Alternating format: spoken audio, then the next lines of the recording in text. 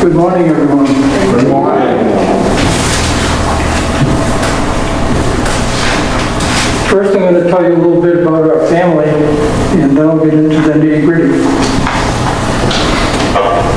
I'm going to take my mask off. Sorry about that. Pat and I have 3 adult children, 2 girls and a boy. My girls are both nurses. The younger one, Jenny, works at Brigham and Women's in Boston on an ICU, and the older one, Kim, works at Mount Wachusett Community College here in Gardner, where she manages the nursing programs. She's also recently received her doctorate degree. You probably also know that Pat is a retired nurse. Our son Matt is married, and he and Kathy have 1 child, a daughter, and what a delight she is. Matt trained in automotive technology and worked in that field for several years. That work took a toll on his back, and he decided to change fields.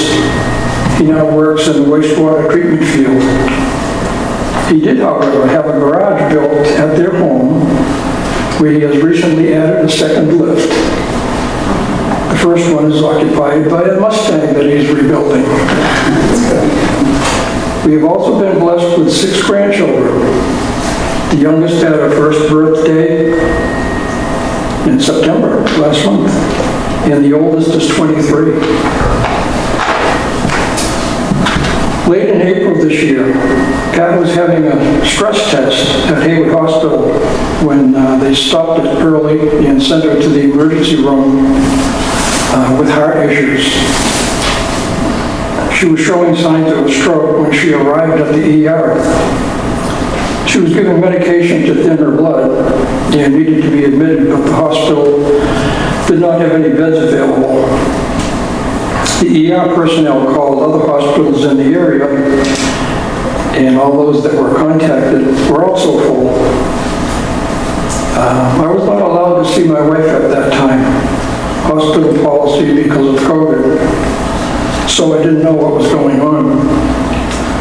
However, our daughter Kim arranges for on-site training of her student nurses, and she knows the doctors and nurses, so she was able to get in contact with them and keep me informed about what was happening.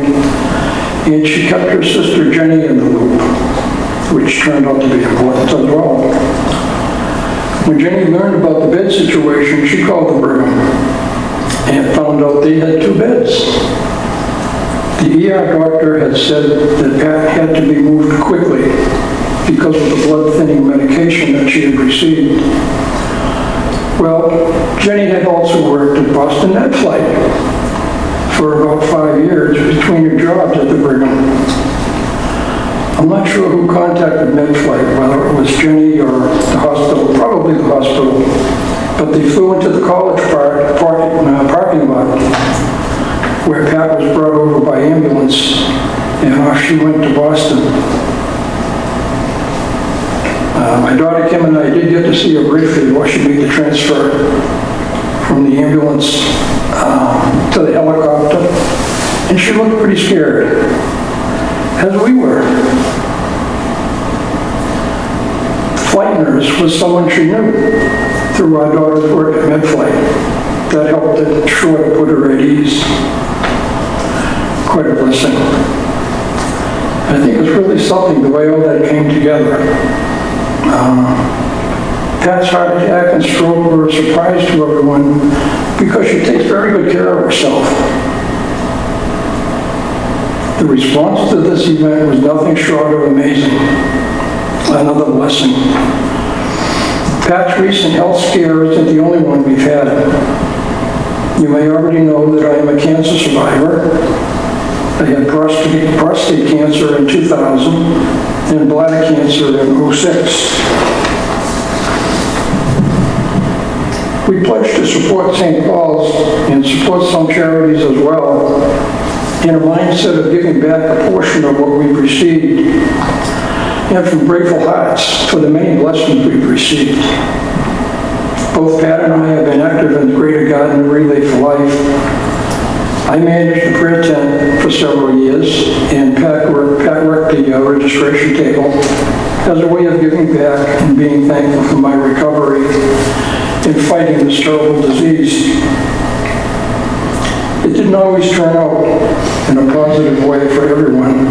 When we were members of St. Paul's Church in Millis, Father John Griswold developed bladder cancer, had a recovery, and then it came back on him, metastasized, and took his life.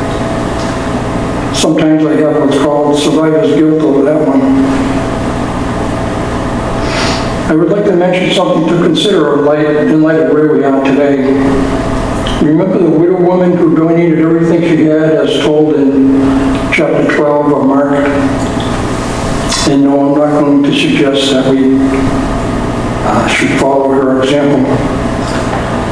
But Jesus said, "Truly I tell you, this poor widow has put in more than all those who are contributing to the treasury, for all of them contributed out of their abundance, but she, out of her poverty, has put in everything she had to live on." The commentary on verse 44 explains everything she had as her whole life. She gave it all. For the treasury or for Jesus? I would say that not only did Jesus know the widow woman, but the widow woman knew him. I believe the widow woman was motivated by faith and love. She had probably seen or at least heard of the miracles and healings that Jesus had done. After all, this was the time when Jesus was here on earth. How could anyone living at that time not know him or of him? He was known by his love and how he responded to the needs of his and his Father's people. Jesus emphasized and displayed love through his actions. Jesus frequently talked about love. Jesus said, "A new commandment I give to you, that you love one another. Just as I have loved you, you also are to love one another." From John chapter 13. Perhaps the greatest expression of God's love for us was his gift of Jesus. John 3:16, you probably remember, says, "For God so loved the world that he gave his only Son, that whoever believes in him should not perish but have eternal life."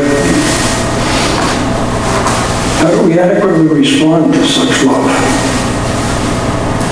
I can't earn that love or pay for it, but I don't have to. It's a gift.